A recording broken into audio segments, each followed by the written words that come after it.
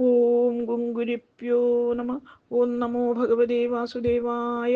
ഓം നമോ നാരായണായ. നാരായണീയം. ദശകം 73, ശ്ലോകം 7-8.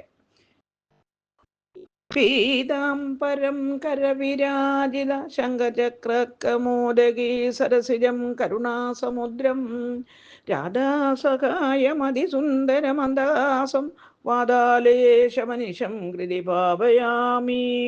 ശ്ലോകം 7.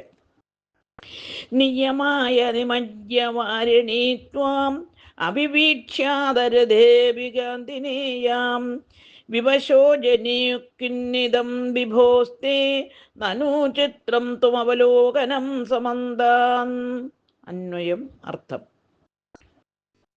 ഗാന്ധിനേയ അക്രൂരൻ നിയമായ സന്ധ്യാവന്ദന കർമ്മത്തിനായി വാരിണി വെള്ളത്തിൽ നിമജ്യ മുങ്ങിയിട്ട് ത്വാം ആ ജലത്തിൽ അങ്ങയെ അഭിവീക്ഷ കണ്ടിട്ട് അധ പിന്നീട് രഥേ അഭി രഥത്തിലും കണ്ടിട്ട് വിവശക അത്ഭുതാവേശത്തോടു കൂടിയവനായി അജനി ഭവിച്ചുവല്ലോ.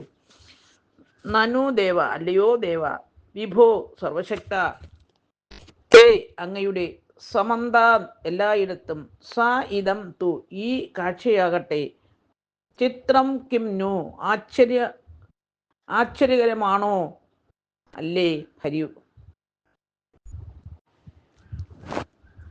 സാരം: സന്ധ്യാവന്ദനത്തിന് അക്രൂരൻ യമുനയിൽ മുങ്ങിയപ്പോൾ ജലത്തിൽ ഭഗവാനുണ്ട്. പൊങ്ങി നോക്കിയപ്പോൾ തേരിലുമുണ്ട്. ഭഗവാൻ എല്ലായിടത്തും വ്യാപിച്ച ഭഗവാനെ എവിടെയും കാണുന്നതിൽ അത്ഭുതമൊന്നുമില്ലല്ലോ. അക്രൂരന് അത്ഭുതമുണ്ടായി. ഓം ഗുങ്കുരിപ്യോ നമ. ഓം നമോ ഭഗവതേ വാസുദേവായ. ഓം നമോ നാരായണായ. ശ്ലോകം 8. പുനരേഷ നിമജ്യ പുണ്യശാലി പുരുഷം ത്വാം പരമം ഭുജംഗഭോഗേ അരികംബുഗദാംബുജൈ സ്ഫുരന്തം സുരസിദ്ധൗക പരീതമാലുലോകേ. അന്വയം അർത്ഥം.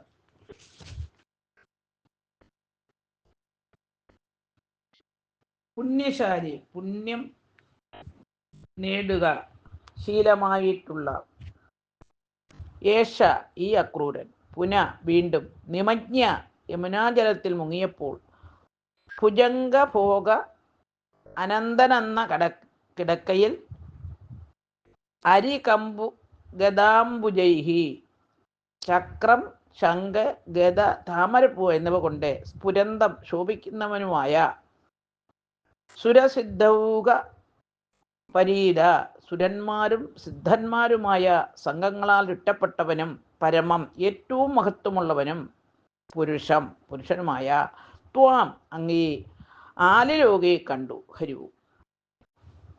സാരം: പുണ്യശാലിയായ അക്രൂരൻ വെള്ളത്തിൽ മുങ്ങിയപ്പോൾ 4 കൈകളോടും ഓരോ കൈയിലും ചക്രം ശംഖ് ഗദ പത്മം എന്നിവ ധരിച്ചിരിക്കുന്നവനും ദേവ കിന്നര സംഘങ്ങളാൽ ചുറ്റപ്പെട്ടവനും അനന്തനിൽ ശയിക്കുന്നവനുമായ അങ്ങയെ കണ്ടു ഹരിവു.